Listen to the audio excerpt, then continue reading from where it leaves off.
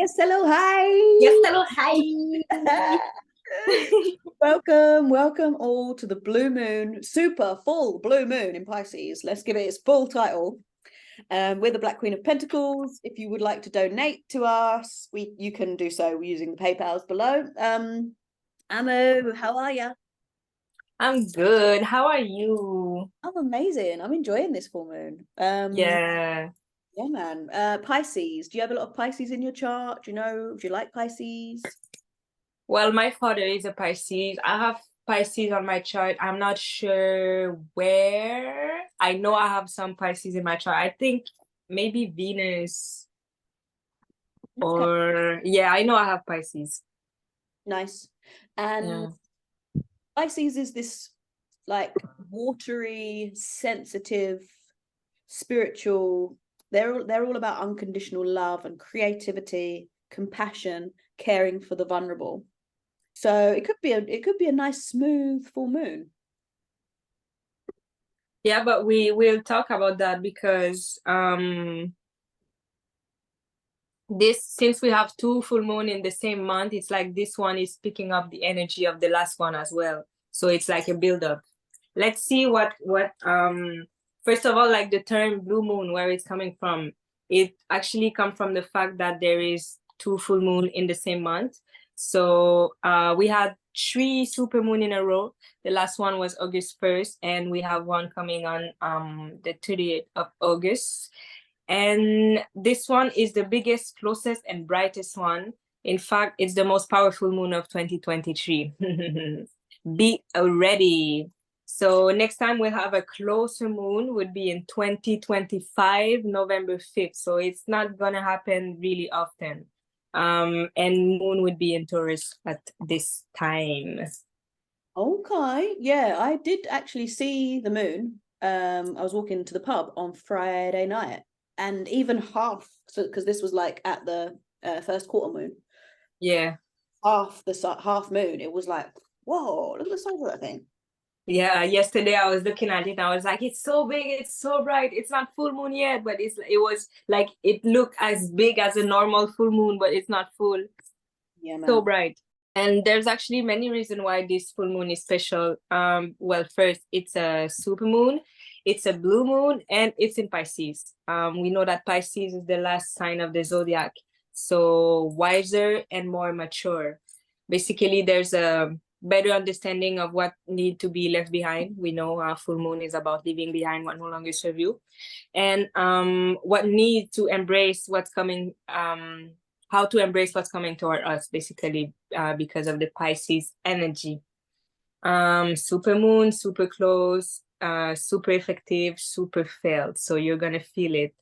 And yeah, let's see how the moon will affect us. So whether Absolutely. it's letting go of an old shirt, a person, a relationship, or some kind of limiting belief, if it's not aligned with your wants and needs, this full moon might be the inspiration you need. So you might feel the urge to let it go. Full moons usually offer moments of clarity. And because August has two of them, the second one build up on the first one in terms of energy. So imagine a mix of Aquarius, which is logical and rational, and now Moon is in Pisces, so wise and mature. What a team up! What a team up! Like that. I do like that. Yeah. I've got these moon cards, and yeah, the one for full moon in Pisces says balance, spirituality, and practicality. So yeah, it's that coming together of our two unique sides, and like Yes. yeah, synergy between those. Right. Plus, well, we know already that full moon is most of the time emotional periods.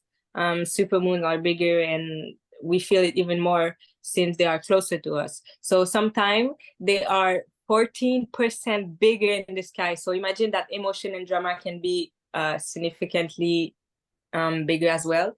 So yeah, keep that in mind and try not to let your emotion take Nice. control.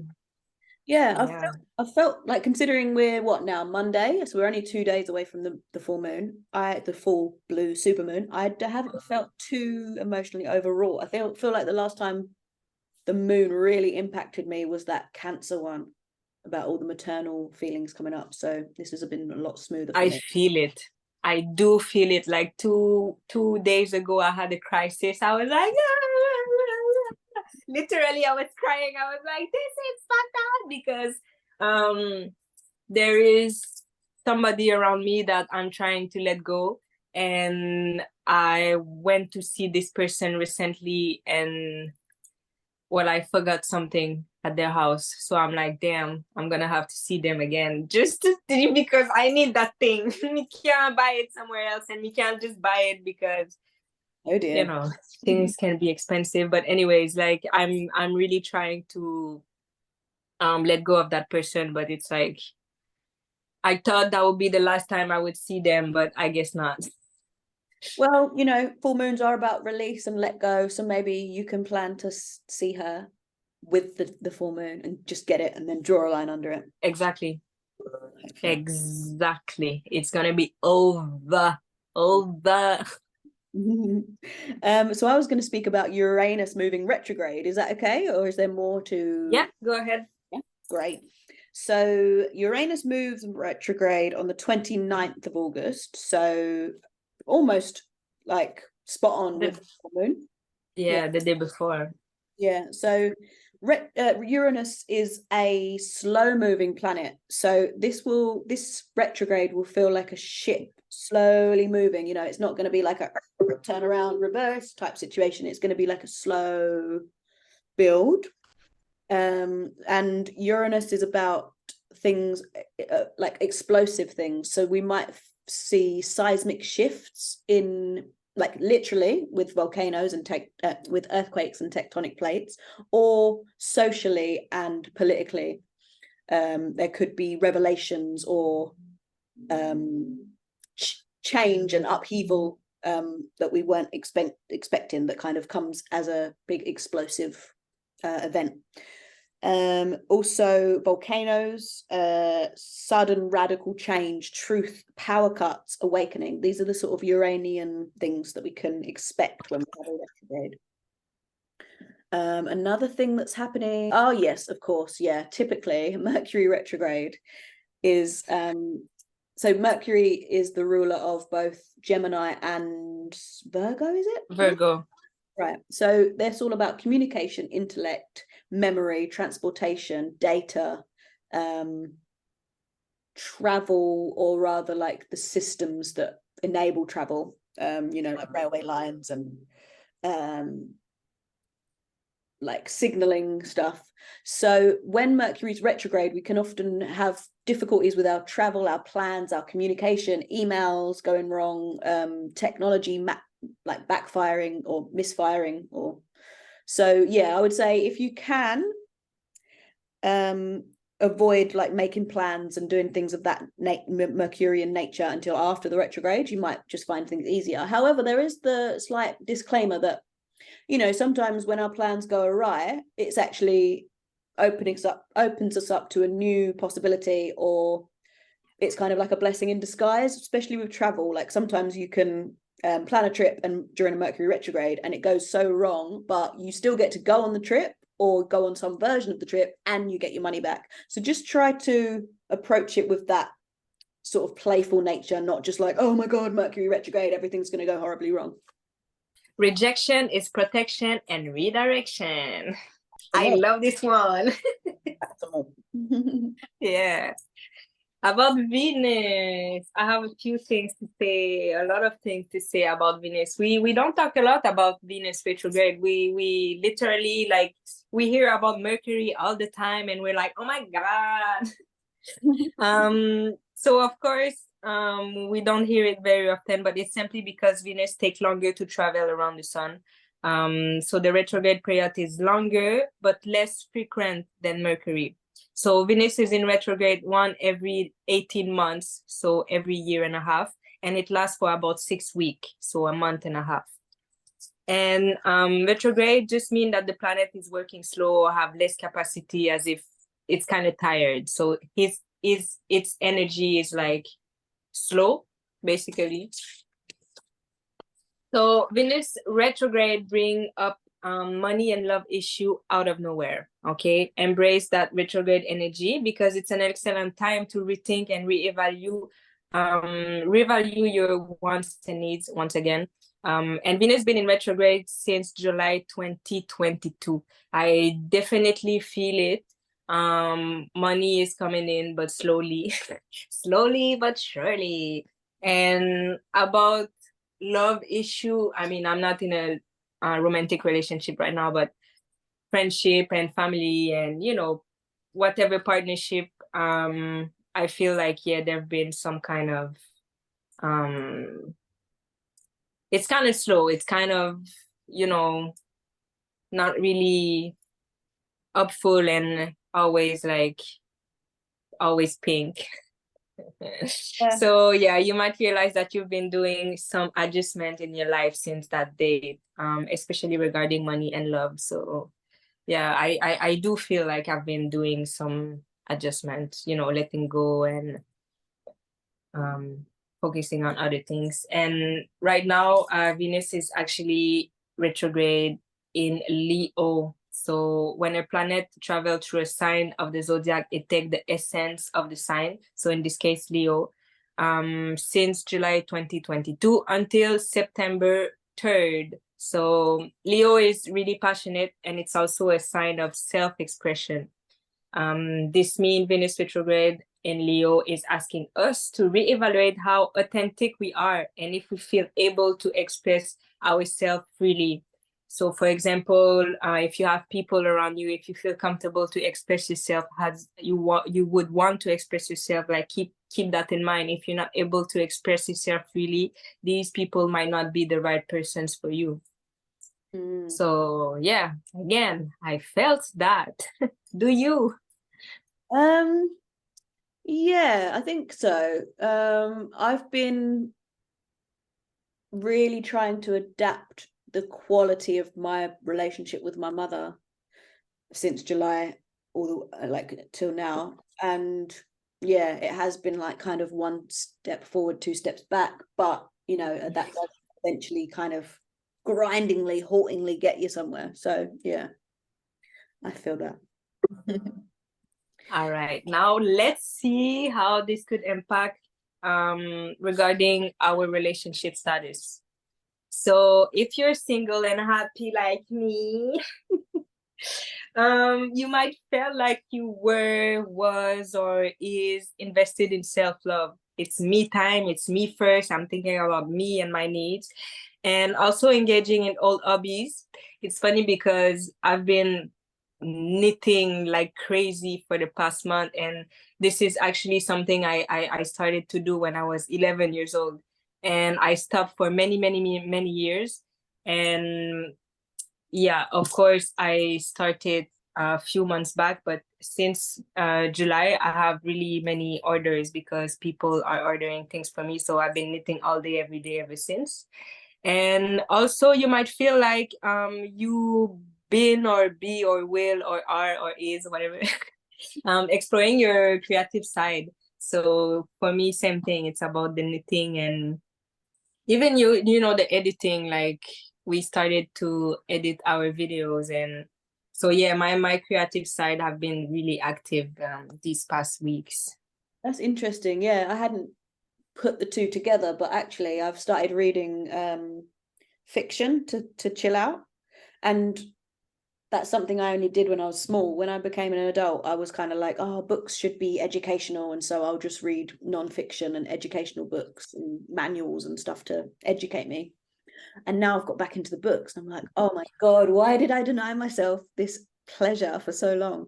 And Venus is about pleasure and art and comfort and taste, isn't it? So yeah. Right. So if you are single and searching, you might be widening. We have someone here. So widening your dating pool, in a sense that you might not go for your typical type, but like you're more open basically, and dating with curiosity, like not necessarily dating to marry, but dating just to kind of go out and meet people and practice and express your true self. in all of these encounter.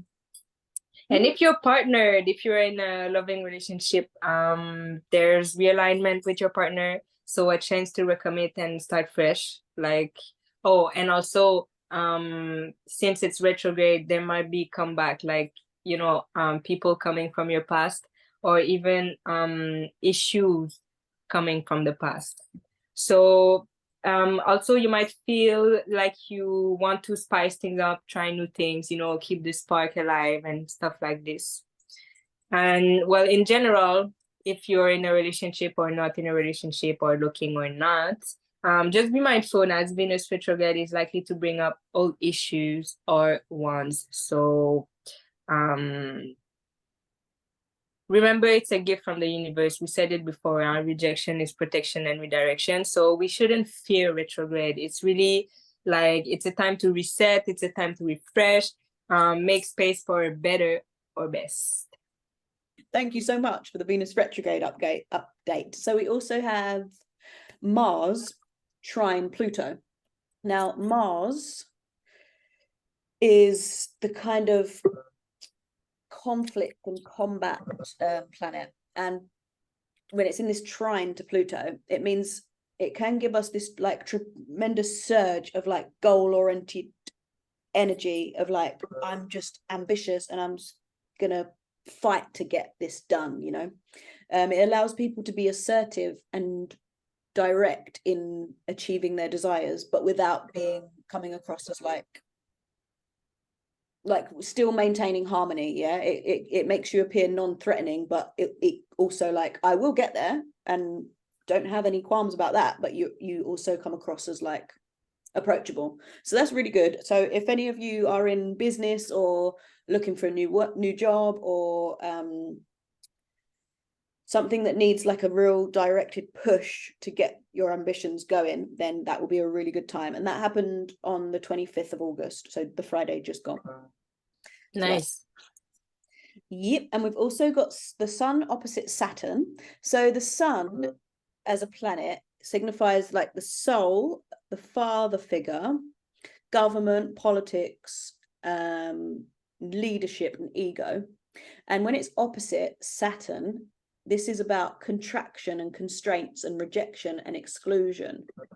So we might find that we're feeling rejected by our father figures, or we're feeling constricted by government. I mean, I don't want to speak it into existence, but there's been rumblings in the media lately about the sea coming back, the vid on its way back, and like there's been in this country, I think they've been encouraging people to get their boosters and saying that, you know, like it's not over yet. So that all of that nonsense from 2020, where we were like locked down and people lost their businesses, and you know, shops and healthcare wasn't open and available to people, that's a very sun opposite Saturn thing. So it is kind of like the astrology is warning us that that's possibly approaching.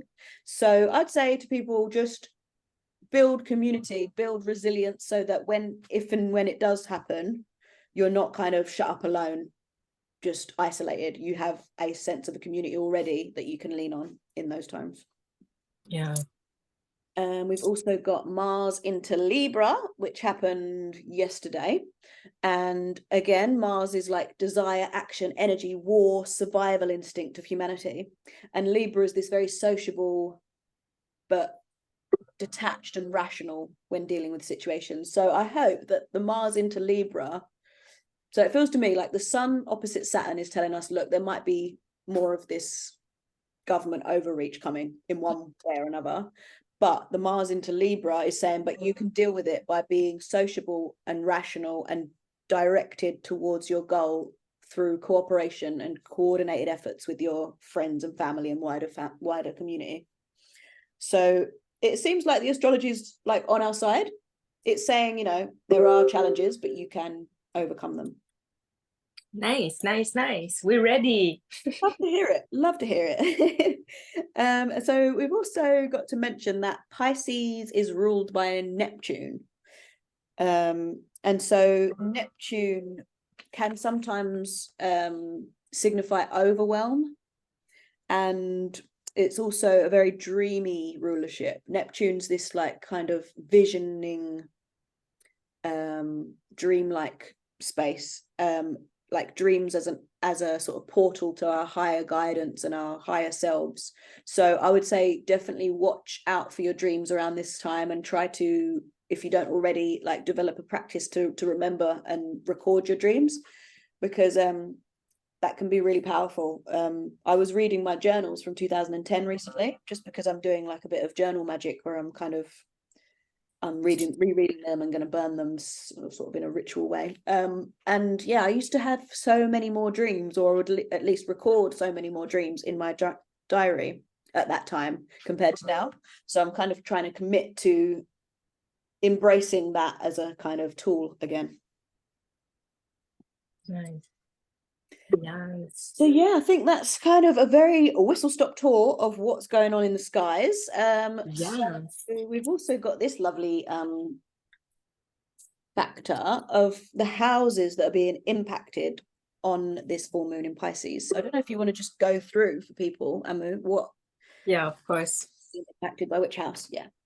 So basically, depending of your rising sign or your regular zodiac, which is your sun sign, the different houses would be impacted by this full moon. So if you have Pisces in sun sign or rising, it's your first house that is impacted, which is which is self-awareness.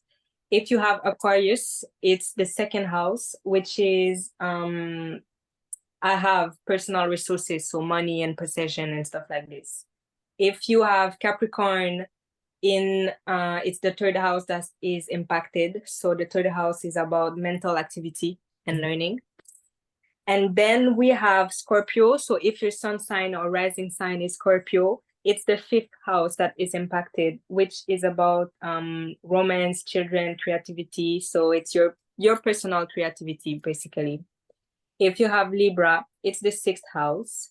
Sixth house is about your daily life. So work, health, service. And then we have Virgo, seventh house. It's about partnership. So it can be wedding, like your spouse, or it can be friendship, or it can be even business partnership. Then if you have Leo in, if your rising sign or your sun sign is Leo, it's your eighth house that is impacted.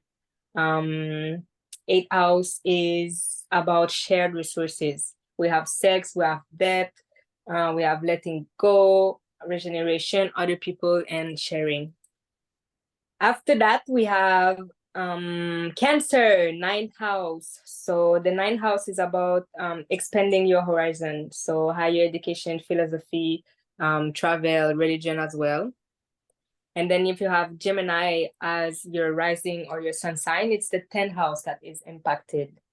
10th house is about your outer world, so career, status, reputation, your vocation, purpose, and taking power. You have Gemini. What do you feel like this house is impacted? I was just thinking that as you were speaking. So career, status, reputation. Yeah, for sure. For sure. So those of you who know me are aware that I'm a doula and an antenatal educator and a placenta encapsulator and a menstruality coach. However, that field is really hard to make a consistent, secure income in, if you want to keep like your morals and boundaries strong. So I have had to make the decision now, because yeah, we don't need to say because, but to kind of pull back from that and get a job in order that I'm still able to provide all that service, but I don't have to kind of take jobs that I don't really feel comfortable with. So I'm taking power by just, earning money however I can, so that I can still basically give my heart and soul to the calling and to the part that gives me purpose in life. So I had considered just stopping, but I was like, no, that just feels wrong. I'll just supplement my income over here so that I can still keep bringing myself to what I feel is really like an important calling. So yeah, that definitely is going on for me now. Yes, wow. And okay, I'm gonna finish with the houses, but I want to go with your Sag after. So 11th house, there is Taurus. So if your rising or your sun sign is Taurus, it's your 11th house that is impacted. So your group contribution, friends, goals, and aspiration. Talking about friends and goals and aspiration, like personally for me, because my sun sign is Taurus, I feel like, you know how, so I have my own business and I do my own things, and all the people, well, most of the people around me, they have a 9 to 5 and they don't understand the importance of me having my time to do what I have to do. And it's not because I don't have a boss that, oh, I can do whatever I want and go out whenever I want and do this whenever I want. And yo, I have deadlines, even if it's not for somebody else, it's for me. I have things to achieve before I reach a certain level. And yeah, so I had to explain this many times this past week, I would say. And yeah, it's something that I feel like people have a hard time to understand, that my time is really valuable even if I don't have a boss, right? Yeah, totally.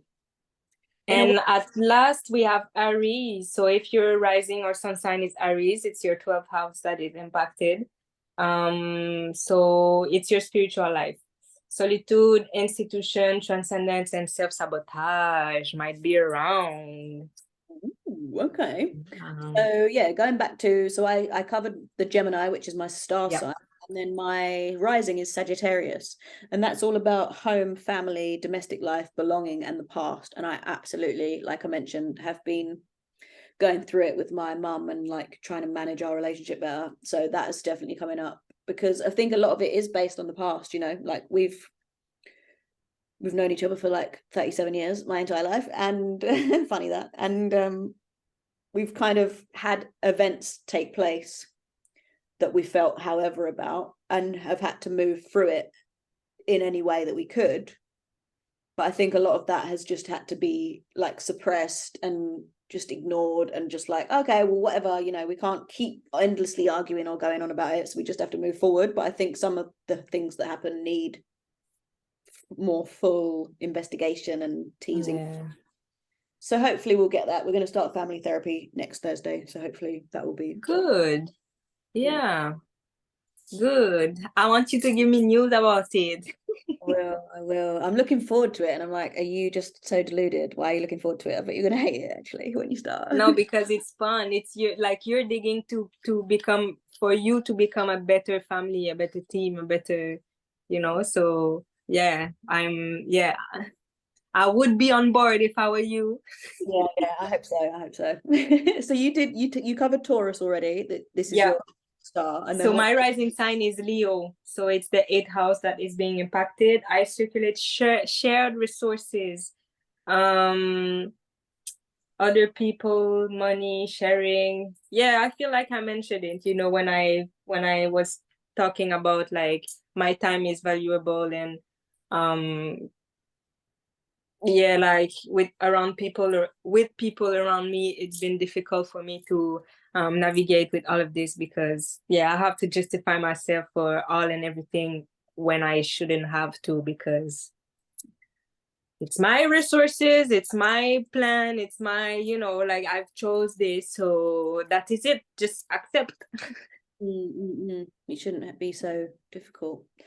All right, so we're moving on to our ceremony, and because we're in Pisces, we're going to be doing water ceremony. So I've got my little jug here, and I've written this little affirmation that we're going to say 3 times. But first, we'll sort of whisper our things that we're forgiving and forgetting and releasing and letting go of and leaving in the past. We'll whisper that into the water, and then use that whisper water to water the plant. So yeah, it says, Neptune, guide me to my greatest dream, releasing and forgiving anything that makes me mean. Drown me in the ocean of my highest desire, drifting foam towards the shore, ever higher, ever higher. So we'll do that 3 times.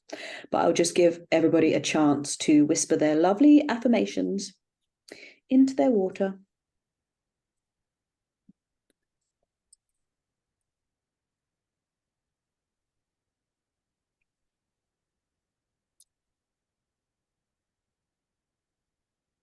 All right. Are you? Oh no. Ready. Nice. Okay. 1, 2, 3. Neptune guides me to my greatest dream, releasing and forgiving anything that makes me me. Drown me in the ocean of my highest desire, drifting foam towards the shore, ever higher, ever higher. Neptune guide me to my greatest dream, releasing and forgiving anything that makes me mean. Drown me in the ocean of my highest desire, drifting foam towards the shore, ever higher, ever higher. Neptune guide me to my greatest dream, releasing and forgiving anything that makes me mean. Drown me in the ocean of my highest desire, drifting foam towards the shore, ever higher, ever higher. I love that. Yeah, I was feeling creative, you see? That's very Yes, I really love it. And you know what? I'm gonna leave it by the window until it's full moon. And yeah, I'm gonna water. I don't have plants, but I'm gonna water something. Yeah, good idea actually. I'm going to leave this plant because it's just been watered with the water. I'm going to leave that by the windowsill so that the moon infuse it. Yes. Fantastic. Thank you. So that is our ceremony. We've got a Tarot reading. So we have the moon card. Funny moon, because the moon is associated with the moon card is associated with Pisces. And so we've said it before. We've talked about the path that may not be clear at this time, but answers are there. So you just cannot see them. So basically, this means that you just need to reflect. You just need to take time to think about what's blocking you, what's no longer serving you, and those kind of things. And so the moon represents our fears and illusion. It's a symbol of intuition, dreams, and the unconscious. So unconsciously, your body, your brain, your soul know things. You just need to let them out, you know. And you see, like on the picture, so there's they look about the same, but there's a wolf. I think the one on the right side is the wolf, and the one on the left side is the dog. So this represents like being between moon and dog. You know that this time, like, night is soon finished, but day hasn't come yet. So like dawn. yeah, so it's like, you know, when you're a werewolf, you're like a werewolf at night, but when sun come up, you're not a werewolf again. So yeah, this is kind of the image here that we see. So even if it's blurry right now, light soon come. And this card particularly is telling me, aim for the moon. Aim for the moon, because even if you don't see like the result, even if you don't see the outcome, it doesn't mean that you don't deserve it, you know. So yeah, go for it. Aim for the freaking moon. Yeah, man, I like that. Okay. I also have, my contribution is just to show you some of the different moon cards. So this beautiful one, it's interesting that this one that you showed has a lot in common with the very traditional deck. So you see the crab and the two dog like beings and the moon there, like it's very similar. I like that. And this is my fantasy deck, so that's got a lot of purples and pinks, which nice. tend to like evoke spirituality. Yeah, exactly. Wisdom. Yeah, and this is very similar too. You know, you've got the dogs and the towers. They're towers in yours, yeah. So they do. Yeah. Of towers all the time, which I think is the kind of representing the challenge of not knowing the path, but having to still keep the faith, even when you're like, oh, doubt, illusion, I don't know quite where I'm aiming for. But just it's like the walls that are blocking you, but if you look carefully, there's actually a path all the way in between those two towers. Yeah. So like the way is there. And in this one, yeah, absolutely. And I just would like to show you this blue moon card from the Moonology deck, which says, believe in the impossible. I think this idea that you mentioned aim for the moon. Yeah, and also about just it being a blue moon, you know, this is a once in a lifetime opportunity. Well, yeah, probably for us we'll probably see more than one blue moon, but they are very rare. So like, take all of the opportunities that you have right now in this moment and make the most of them, because it could Yes. be 2 years or more before they come around again. Yeah. Can we pull cards? Yeah, why not? Do I have a I whole deck? have this famous oracle deck called Oracle Wisdom. Let's see what wisdom they have for us. So an advice for this donation. Damn. Oh my God. Okay, we have, I love this. Oh, we had those same cards last time. Anyways. So the first card that came out is Orphan. It's number 5, which is about change. And this card, Orphan, it doesn't mean, it's not about being alone or being lonely, none at all. This card is more about there is things, there is people, there is thinking that has been left behind, right? But it's okay, because they weren't for you. They wasn't meant to be yours. All right. So just basically move on and work with it. And yeah, when we look at the other cards that came out, it's just clear up the path. So we have this one that we've seen before, which is about making a choice. So you have a choice to make about, do I keep this person? Do I keep this energy? Do I keep this thinking, or do I let it go?